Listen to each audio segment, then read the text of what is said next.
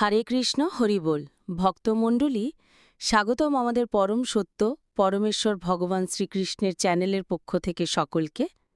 আজ আমরা আস্বাদন করব ভগবদ্গীতা থেকে প্রশান্ত মনের জন্য মন্ত্র ধ্যান কৌশল আয়ত্ত করা সম্পর্কে। সম্পূর্ণ ভিডিওটি মনোযোগ দিয়ে শুনবেন।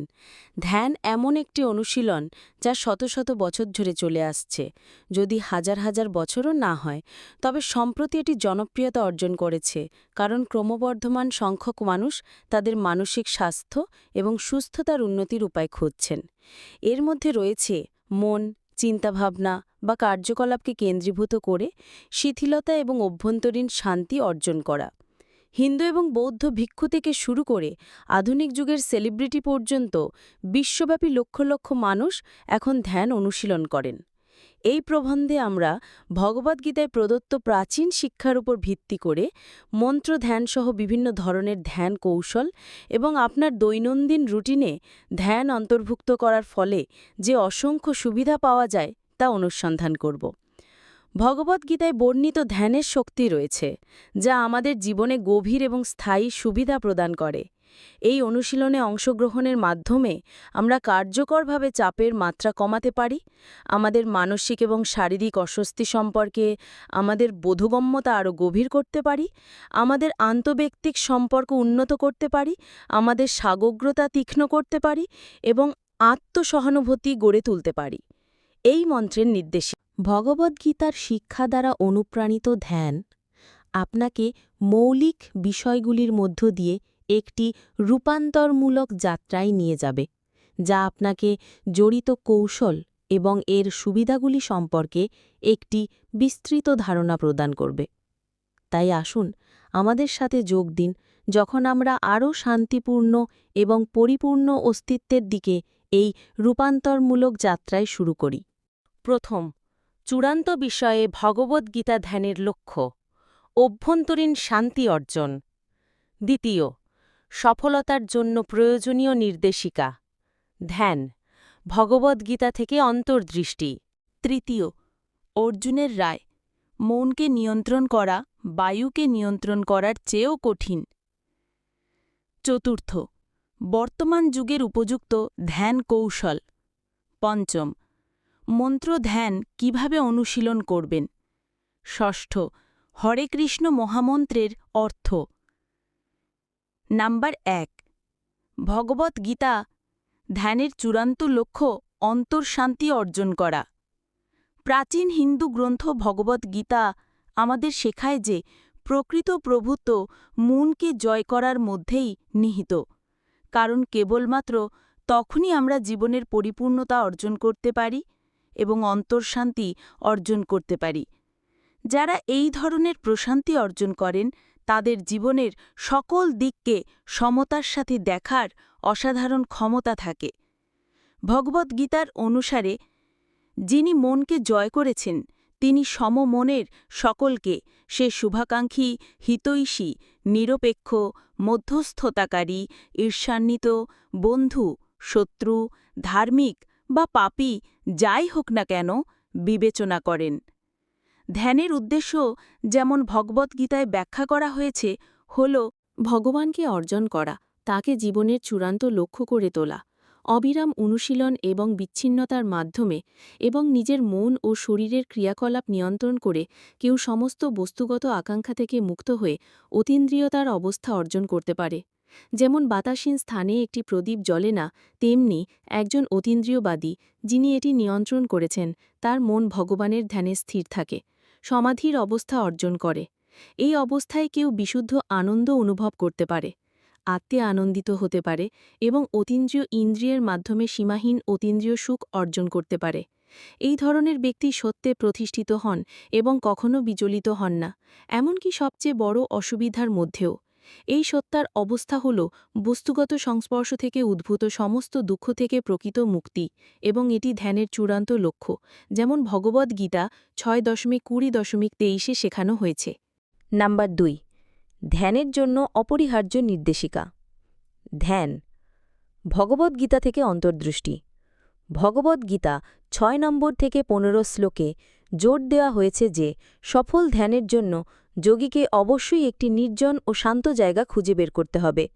কুশ ঘাস বা নরম কাপড় তার ভিত্তি হিসেবে রাখতে হবে। আসনটি একটি পবিত্র স্থানে অবস্থিত হওয়া উচিত, খুব বেশি উঁচু বা নিচু নয়, এবং অনুশীলনকারীকে তাদের মন, ইন্দ্রিয় এবং কার্যকলাপ নিয়ন্ত্রণ করে ঈশ্বরের উপর মনোনিবেশ করে তাদের হৃদয়কে শুদ্ধ করার উপর মনোনিবেশ করা উচিত। তাকে জীবনের চূড়ান্ত লক্ষ্য মনোসাম্যাস্য ম্যাকচিত্ত করা উচিত। তাদের খাওয়া, ঘুম, বিনোদন এবং কর্ম অভ্যাস নিয়ন্ত্রণ করে ধ্যানের মাধ্যমে সকল জাগতিক যন্ত্রণা প্রশমিত করা সম্ভব। একজন ব্যক্তি যখন তাদের মানসিক ক্রিয়াকলাপকে শৃঙ্খলাবদ্ধ করে এবং অতীন্দ্রিয়ত্বায় প্রতিষ্ঠিত হয়, তখন তারা যোগব্যায়ামে পারদর্শী হয়ে ওঠেন, সমস্ত জাগতিক আকাঙ্ক্ষা থেকে মুক্ত হয়ে। সাফল্য অর্জনের জন্য একজনকে দৃঢ় সংকল্প এবং বিশ্বাসের সাথে জড়িত থাকতে হবে। সমস্ত বস্তুগত আকাঙ্ক্ষা ত্যাগ করতে হবে এবং মনের দ্বারা সমস্ত ইন্দ্রিয়কে নিয়ন্ত্রণ করতে হবে। ধীরে ধীরে, ধাপে ধাপে, পূর্ণ দৃঢ় বিশ্বাস দ্বারা টিকে থাকা এবং কেবল আত্মার ওপর স্থির থাকা বুদ্ধিমত্তার মাধ্যমে একজনকে সমাধিতে অবস্থিত হতে হবে। মনকে তার অস্থির প্রকৃতি থেকে সরিয়ে এনে আত্মার নিয়ন্ত্রণে ফিরিয়ে এনে কেউ আধ্যাত্মিক সুখের সর্বোচ্চ পরিপূর্ণতা অর্জন করতে পারে, যা আবেগের মোড অতিক্রম করে এবং অতীত কর্মের সমস্ত প্রতিক্রিয়া থেকে মুক্ত। একজন প্রকৃত যোগী সকল প্রাণীর মধ্যে ঈশ্বরকে পর্যবেক্ষণ করেন এবং প্রত্যেক সত্তাকে ঈশ্বরের মধ্যে দেখেন, কখনো ঈশ্বর থেকে বিচ্ছিন্ন না হয়ে এবং পরমেশ্বরের সাথে তাদের গুণগত পরিচয় উপলব্ধি না করে। নম্বর ৩ অর্জুনের রায়। মনকে নিয়ন্ত্রণ করা বাতাসকে নিয়ন্ত্রণ করার চেয়েও কঠিন। কৃষ্ণের বর্ণিত ধ্যানের প্রক্রিয়া শুনে অর্জুন এই ধরনের ব্যবস্থার ব্যবহারিকতা এবং সহনশীলতা সম্পর্কে সন্দেহ প্রকাশ করেন। তিনি মনের অস্থির, শক্তিশালী এবং এই গুঁয়ে প্রকৃতি স্বীকার করেন এবং বাতাসকে নিয়ন্ত্রণ করার কঠিনতার সাথে তুলনা করেন। এটি লক্ষণীয় যে অর্জুন ছিলেন একজন অত্যন্ত দক্ষ যোদ্ধা, সকল ধরনের রহস্যময় অস্ত্রে দক্ষ। এই কথোপকথনটি দাপর যুগে সংঘটিত হয়েছিল, যেখানে কলিযুগে বসবাসকারী আমাদের তুলনায় মানুষের দেহ এবং মন আরও শক্তিশালী ছিল। সুতরাং যদি কৌশলগুলি অর্জুনের জন্য চ্যালেঞ্জিং বলে মনে হয়, তবে নিঃসন্দেহে আমাদের জন্য আরও কঠিন হতো। অর্জুনের উদ্বেগের জবাবে কৃষ্ণ ব্যাখ্যা করেন যে মনকে নিয়ন্ত্রণ করা নিঃসন্দেহে একটি কঠিন কাজ, কিন্তু এটি উপযুক্ত অনুশীলন এবং অনাসক্তির মাধ্যমে সম্পন্ন করা যেতে পারে। কৃষ্ণ এরপর সর্বোচ্চ অতীন্দ্রিয়বাদীর স্বভাব এবং কর্ম বর্ণনা করেন। অটল বিশ্বাসের যোগী, যিনি নিরন্তর কৃষ্ণের স্মরণে থাকেন এবং প্রেমের সাথে তার সেবা করেন, তিনি যোগে তার সাথে সবচেয়ে ঘনিষ্ঠভাবে সংযুক্ত এবং সকল যোগীদের মধ্যে সর্বোচ্চ বলে বিবেচিত হন।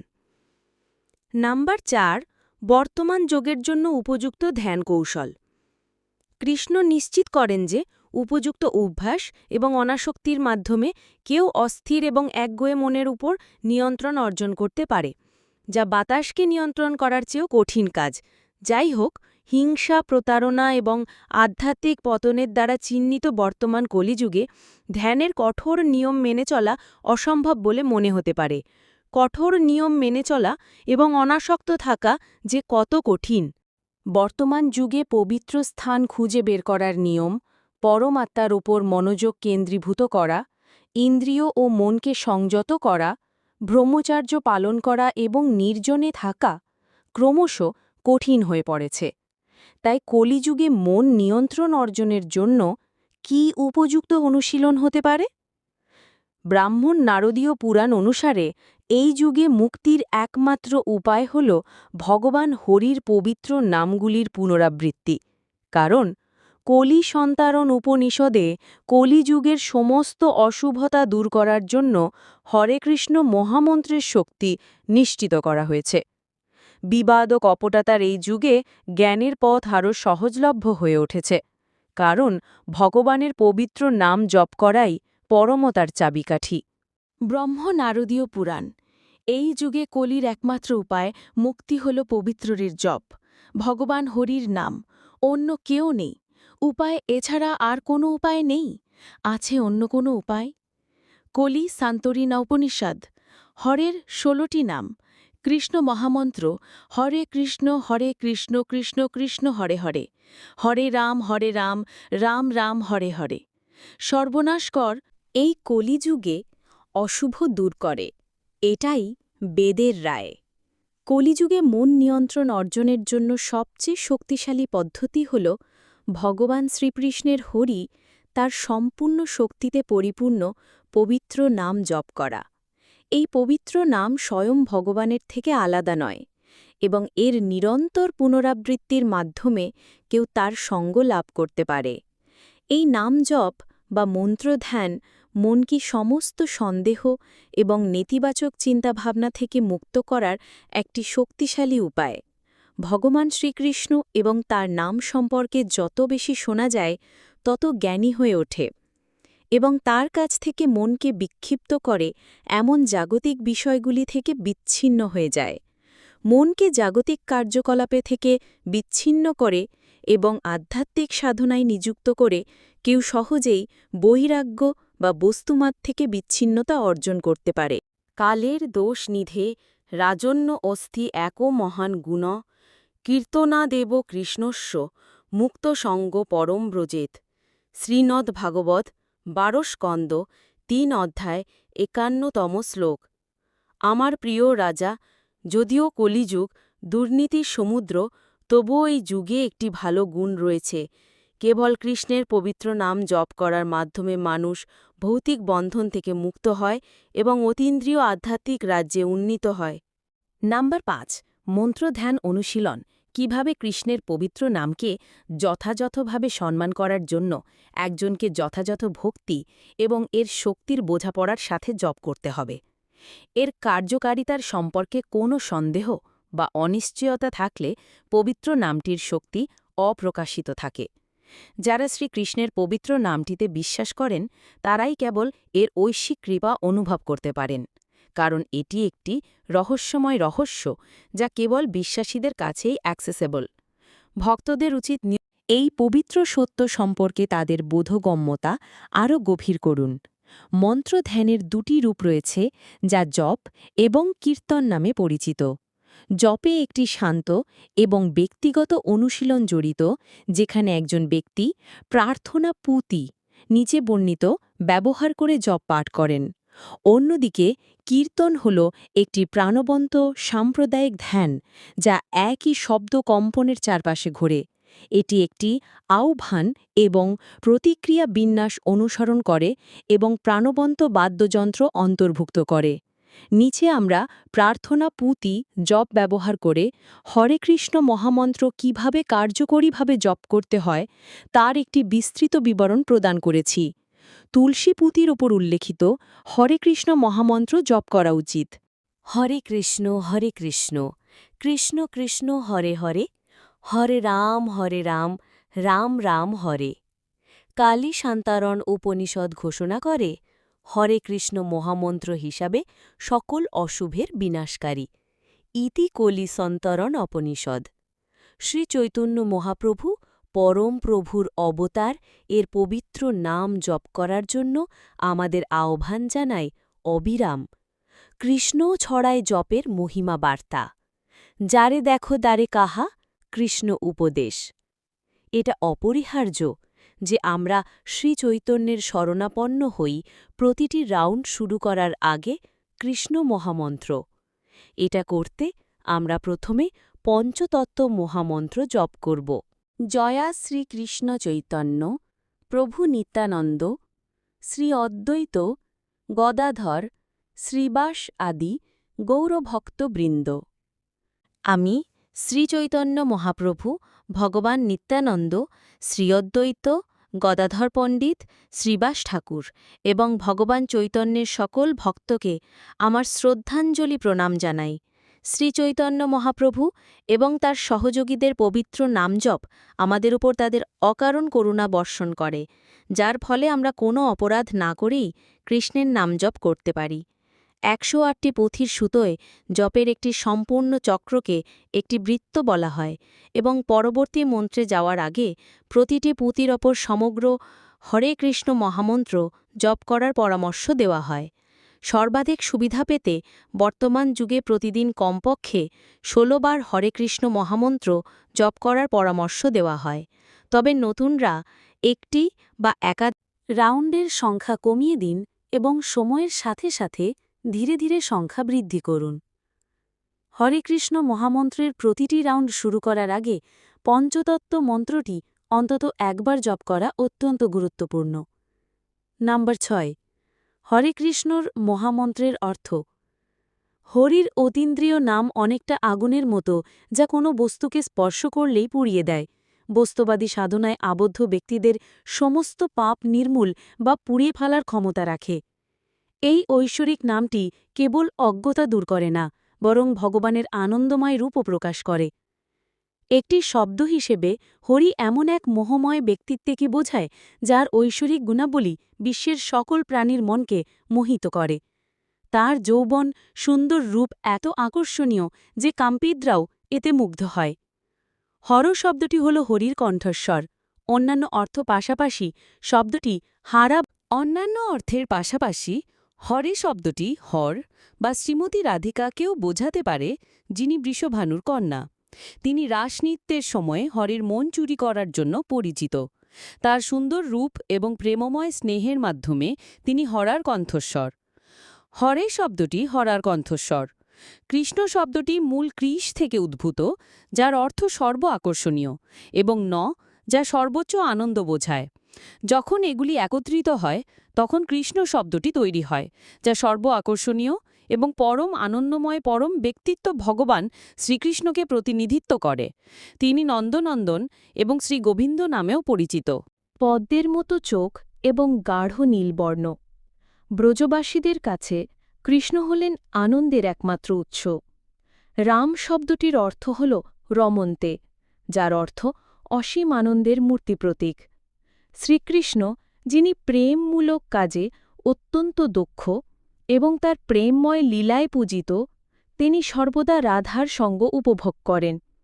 এই কারণেই তাঁকে রাম বা রাধারমণ রাম বলা হয়। পরম ব্রহ্মকে রাম হিসেবেও স্বীকৃতি দেওয়া হয়, কারণ যোগীরা তার শাশ্বত আনন্দময় রূপের চিন্তা করে আনন্দ পান। হরে কৃষ্ণ, কৃষ্ণ কৃষ্ণ হরে হরে, হরে রাম, রাম রাম হরে হরে। হে রাধা, আমার মনকে তোমার দিকে আকর্ষণ করো এবং আমাকে জড়জগৎ থেকে মুক্তি দাও। হে কৃষ্ণ, আমার মনকে তোমার দিকে আকর্ষণ করো। হে রাধা, তোমার মনকে আমার দিকে আকর্ষণ করো। হে কৃষ্ণ, আমার মনকে তোমার দিকে আকর্ষণ করো।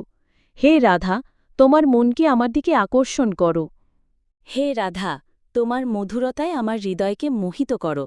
হে কৃষ্ণ, তোমার শুদ্ধ ভক্তের মাধ্যমে তোমাকে উপাসনা করার জ্ঞান দান করে আমার মনকে পবিত্র করো।